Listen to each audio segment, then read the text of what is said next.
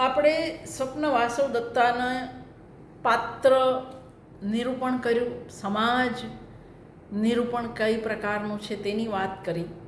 વસ્તુ સંકલનના બહુ જ લાંબો વિડીયો થાય, એટલે ધારો કે કોઈને અભ્યાસક્રમમાં મુકાય અને ક્યારેક કોઈ વિનંતી કરશે તો હું કરીશ, બાકી એટલો લાંબો રેકોર્ડિંગ કરવાની માનસિક તૈયારી નથી.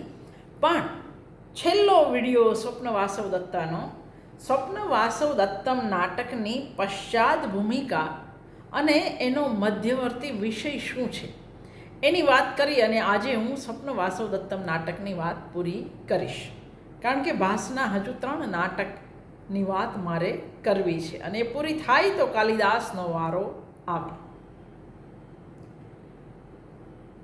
ભાસે પ્રતિજ્ઞા યોગંધરાયણમાં મહામંત્રી યોગંધરાયણની 2 પ્રતિજ્ઞાઓની સિદ્ધિને નાટ્ય હેતુ બનાવ્યો છે. તે જ રીતે સ્વપ્ન વાસવ દત્તમ પણ ચોક્કસ ધ્યેયને વરેલું નાટક છે. આ નાટકની પશ્ચાત ભૂમિમાં 2 સ્પષ્ટ હેતુ પડ્યા છે. 1 રાજકીય હેતુ અને 2 ઉદયન અને વાસવ દત્તાના પ્રગાઢ પ્રણયને માનસશાસ્ત્રીય રીતે દર્શાવવો. ભાસે આ નાટકની માવજત એટલી તો કુશળતાપૂર્વક કરી છે કે એના આ બંને હેતુ અથવા ઉદ્દેશ એ પૂર્ણ થયા છે. અહીં બનતી ઘટનાઓ એ એક સૂત્રે બંધાય અને આ 2 હેતુ પાર પાડે છે.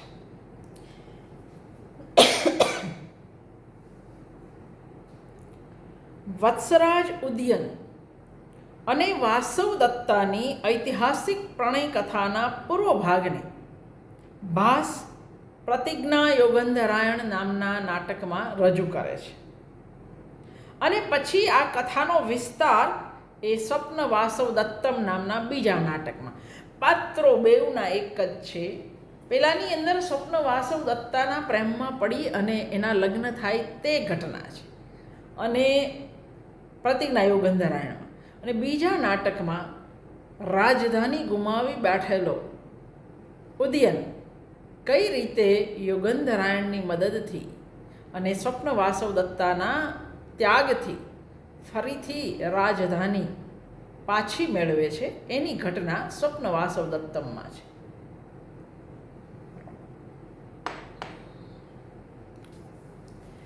પહેલું જે નાટક છે પ્રતિજ્ઞા યોગંધરાયણ, એમાં અવંતી નરેશ પ્રદ્યોત મહાસેનને વાસવ દત્તા નામે પુત્રી હતી. એ વિવાહ યોગ્ય થઈ ત્યારે મહાસેને તેનું વત્સરાજ ઉદયન સાથે લગ્ન થાય એવી અભિલાષા રાખી હતી, પરંતુ સ્વાભિમાની ઉદયને વાસવ દત્તાના હાથ માટે માગું કર્યું નહોતું. વળી તે પ્રદ્યોત મહાસેનની સત્તાનો પણ સ્વીકાર કરતો નહોતો. આ સંજોગોમાં વત્સરાજ ઉદયનને વાસવ દત્તા સાથે લગ્ન સંબંધથી જોડવા માટે પ્રદ્યોત મહાસેન એક યુક્તિ કરે છે. એણે મંત્રી ભરત રોહકની સલાહ પ્રમાણે જંગલી હાથીઓને કૃત્રિમ હાથીના કપટની યોજના કરી. વીણાવાદક વત્સરાજને સંગીતના સૂરોથી જંગલી હાથીઓને વશ કરવાનો શોખ હતો. તેના આ ગુણને પરિણામે તે દૂર રહેલા બનાવટી હાથીને પકડવા જાય ત્યારે પ્રદ્યોતના સૈનિકો તેને કેદ કરે એવી યોજના હતી. આ યોજના કામયાબ નીવડી. પ્રદ્યોત મહાસેને વત્સરાજ ઉદયનને કઠોર કારાવાસમાં નાખવાને બદલે માનપૂર્વક રાખ્યા. હળવી કેદમાં રહેલા વત્સરાજ ઉદયનના ગર્વને પોષવા પોતાની પુત્રી વાસવ દત્તાને તેની પાસે વીણા શીખવા માટે મૂકી. આ સમયે બંને વચ્ચે પ્રણય જન્મ્યો. યોગંધરાયણ હાથીના કપટની યોજના દ્વારા વત્સરાજ ઉદયન અને વાસવ દત્તાને મુક્ત કરાવે છે. આ પ્રતિજ્ઞા યોગંધરાયણનો વિષય વસ્તુ છે. હવે પછી જે ઘટનાઓ છે એ સ્વપ્ન વાસવ દત્તામાં આવે છે. વાસવદત્તાના પ્રણયના નશામાં ડૂબેલો વત્સરાજ ઉદયન રાજ પ્રત્યે બેદરકાર બન્યો છે. ત્યાંથી નાટકનો આરંભ થાય છે. આ સમયે લાગ જોઈ એનો દુશ્મન આરુણી તેના રાજ્યની સરહદો દબાવે છે અને એનું રાજ્ય જીતી લે છે. મંત્રીઓ ઉદયનને રાજ્યની સરહદે આવેલા લાવાણક નામના ગામમાં લઈ જાય છે.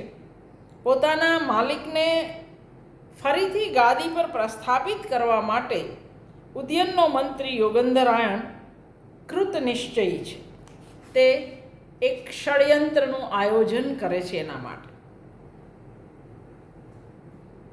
એના રસ્તામાં અનેક અવરોધ હતા, પણ તોય એનું ષડયંત્ર પોતાના રાજાને રાજ પાછું મેળવવા માટે સુપેરે પાર પાડે છે.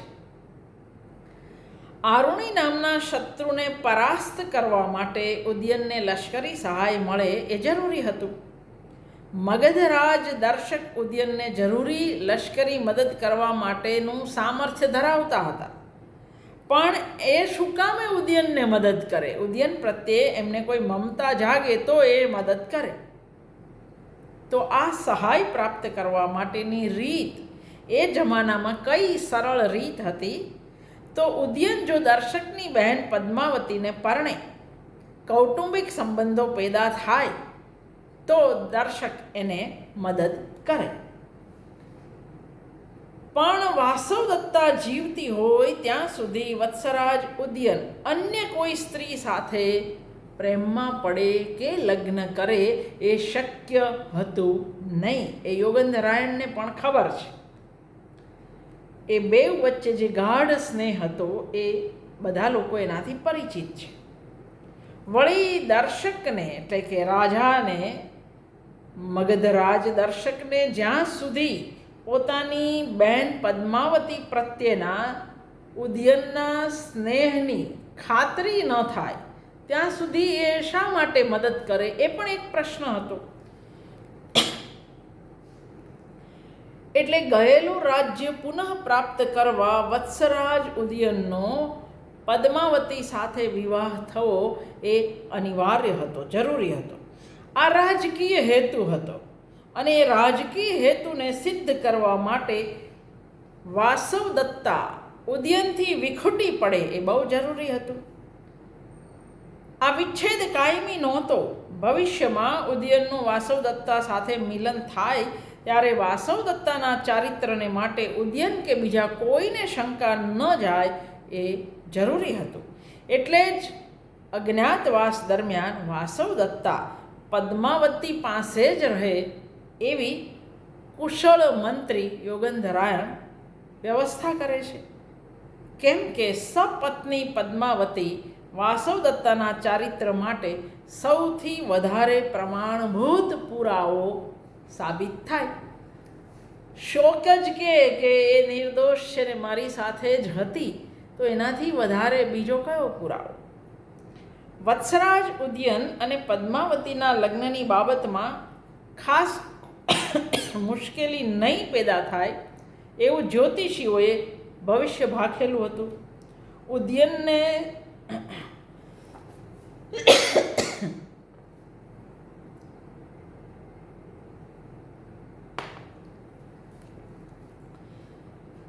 ઉદયનને સપડાવવા માટે મંત્રી યોગંધરાયણ વાસવદત્તાને પણ કાવતરામાં સામેલ કરે છે. કારણ કે જો વાસવદત્તા તૈયાર ન થાય તો યોગંધરાયણ આ કાવતરું ઘડવામાં સફળ થાય નહીં. પતિવ્રતા વાસવદત્તા પ્રેમાળ પતિનો ત્યાગ કરવા અને અજ્ઞાતવાસ સ્વીકારવા તૈયાર થાય છે. કારણ કે આ રાજકીય હેતુની સિદ્ધિ તો જ શક્ય બને જો એ પોતાના સુખનું બલિદાન આપે અને પતિનો થોડા સમય પૂરતો ત્યાગ કરે. વત્સરાજ ઉદયનના મૃગયા એટલે શિકાર સમયે લાવાણકના અગ્નિદાહમાં વાસવદત્તા અને મહામંત્રી યોગંધરાયણ બળી ગયા એના સમાચાર ફેલાવવામાં આવે છે. મંત્રી રૂમણવાનને ઉદયન વિશેની જવાબદારી સોંપી યોગંધરાયણ હવે પરિવ્રાજક વેશે લાવણ્યકની ભૂમિનો ત્યાગ કરે છે. એ વાસવદત્તાને પોતાની બહેન અવંતિકા તરીકે ઓળખાવી સાથે રાખે છે. વાસવદત્તાના કહેવાતા અવસાનથી વત્સરાજ ઉદયન અતિશય દુઃખી છે. મંત્રી રૂમણવાન વગેરેની પ્રેરણાથી પદ્માવતી સાથેનું એનું લગ્ન સંભવિત બને છે. ફરીથી ઉદયન રાજકાજમાં મન પરોવી શકે એવી સ્થિતિ પેદા થાય છે. વાસવદત્તાને પદ્માવતી સાથેના વસવાટથી સખીભાવ જન્મે, જેથી ભાવિમાં સપત્ની તરીકે રહેવાની પરિસ્થિતિ ઊભી થાય ત્યારે કૌટુંબિક વાતાવરણ કલુષિત ન બને એ યોગંધરાયણનો આશય હતો. આવી ચતુરાઈપૂર્ણ અને દૂરદર્શી યોજના નિર્વિઘ્ને પાર પડે છે. નાટકનો મધ્યવર્તી વિષય રાજકીય હેતુની પૂર્તિ છે. આ વિશિષ્ટ હેતુથી જ પ્રેરાઈને વાસવદત્તાએ પોતાના પતિ ઉદયનનો ત્યાગ કરી અજ્ઞાતવાસમાં અવંતિકાના વેશે રહેવા કબૂલ્યું છે. યોગંધરાયણની ચાલબાજીઓની પાછળ રાજકીય હેતુ જ રહેલો છે. મહામંત્રી યોગંધરાયણ સ્વપ્ન વાસવદત્તમના પ્રથમ અને છઠ્ઠા અંકમાં દેખાય છે. બાકીના અંકો દરમિયાનની એમની ગેરહાજરી સૂચક છે. એ કાવતરાનું ચક્ર ચાલતું કરી અને અલોપ થઈ જાય છે અને કાર્યની સમાપ્તિ સમયે પાછા પ્રગટ થાય છે. વાસવદત્તાને માટે એમણે કરેલી અજ્ઞાતવાસની યોજનાથી એમનો કાર્યભાર આમ પણ અડધો થઈ જાય છે. આ કાવતરામાં સામેલ થયેલા બીજા પાત્રો વાસવદત્તા અને મંત્રી રૂમણવાન છે. એ લોકો પોતાની ભૂમિકા યોગ્ય રીતે ભજવે અને મગધના રાજમહેલમાં પોતાના વાસ દરમિયાન વાસવદત્તા પોતાના મૂળ સ્વરૂપને પ્રગટ થવા ન દે એ આખી યોજનાની સફળતા માટેની જરૂરિયાત હતી. રૂમણવાન વિરહી ઉદયનને કાળજીપૂર્વક મગધના રાજ્ય તરફ વાળે તે હકીકત પણ કાવતરું ઘડતા આરંભે જ વિચારાઈ હતી. આમ બીજાથી પાંચમા અંક સુધીના બનાવો ઘટનાઓની પરિપક્વતા માટે અને આરુણી પરના હુમલાની યોજનાને સફળ બનાવવા માટે આ અનિવાર્ય હતા. નાટકમાં પડદા પાછળ ચાલતી સૈન્યની કૂચ અને યુદ્ધના દૃશ્યો ભાસ ટાળે છે.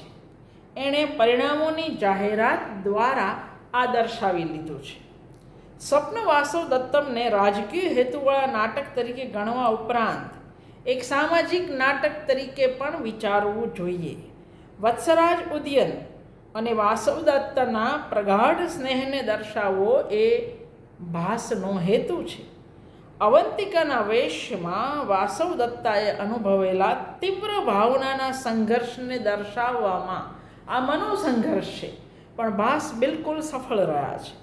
અવંતિકાના વેશમાં વાસવદત્તાને સહેવા પડેલા અપમાનો એ ઉદાર હૃદયે સ્વીકારે છે. ઉદયન પદ્માવતીનું લગ્ન તેની નજરની સામે થાય છે. એટલું જ નહીં, એ પ્રસંગ માટે જરૂરી કૌતુક માલા પણ સ્વપ્નદત્તાને પોતાના હાથે ગૂંથવી પડે છે. આમ વાસવદત્તાની વેદનાનો મનોવૈજ્ઞાનિક રીતે ચિતાર આપવો એ ભાસનો મુખ્ય ઉદ્દેશ છે.